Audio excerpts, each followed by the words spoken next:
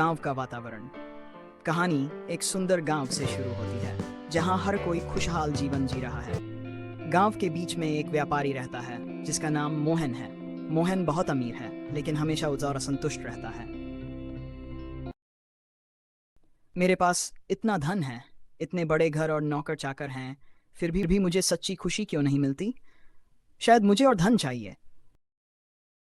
वह और ज्यादा धन कमाने के चक्कर में दिन रात मेहनत करता है लेकिन उसकी उदासी कम नहीं होती।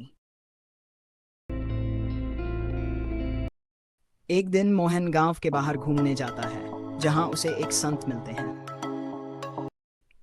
संत के चेहरे पर एक अद्भुत शांति और खुशी दिखाई देती है।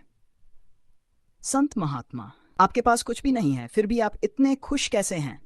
मैं तो बहुत अमीर हूं फिर भी सच्ची खुशी नहीं पा रहा हूं। इसका क्या कारण है? बेटा, सच्ची खुशी बाहरी वस्तुओं में नहीं बल्कि भीतर की संतुष्टि में है। क्या तुमने कभी किसी की मदद करके सच्चा आनंद महसूस किया है? मोहन सोच में पड़ जाता है। नहीं, मैं तो हमेशा अपने लिए ही दौड़ता रहा हूं। शायद आपने सही कहा।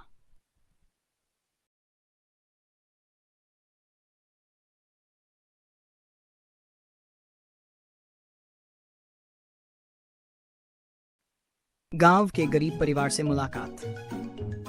संत की बातों से प्रेरित होकर मोहन अपने गांव लौटता है और रास्ते में उसे एक गरीब परिवार दिखाई देता है। उनके पास खाने के लिए कुछ भी नहीं है। क्यों न मैं इनकी मदद करूं और देखूं कि मुझे कैसा महसूस होता है। मोहन उस परिवार को खाने का सामान देता है। परिवार बहुत खुश होता है और मोहन का धन्यवाद करता है। भगवान आपको हमेशा खुश रखे साहब। मोहन के चेहरे पर हल्की मुस्कान आ जाती है। मोहन, अरे ये कैसा अद्भुत अनुभव है। मुझे सचमुच बहुत अच्छा लग रहा है। शायद यही सच्ची खुशी है। इसके बाद मोहन ने अपनी संपत्ति का एक हिस्सा जरूरतमंदों की मदद के लिए देना शुरू कर दिया।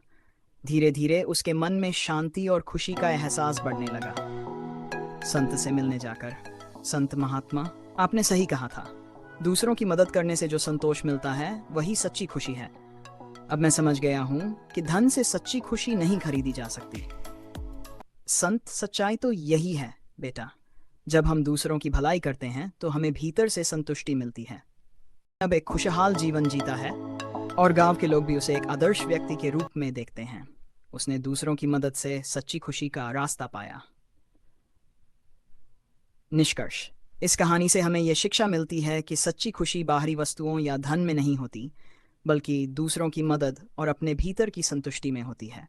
जब हम अपने स्वार्थ से ऊपर उठकर दूसरों के बारे में सोचते हैं तभी हमें जीवन का असली आनंद मिलता है।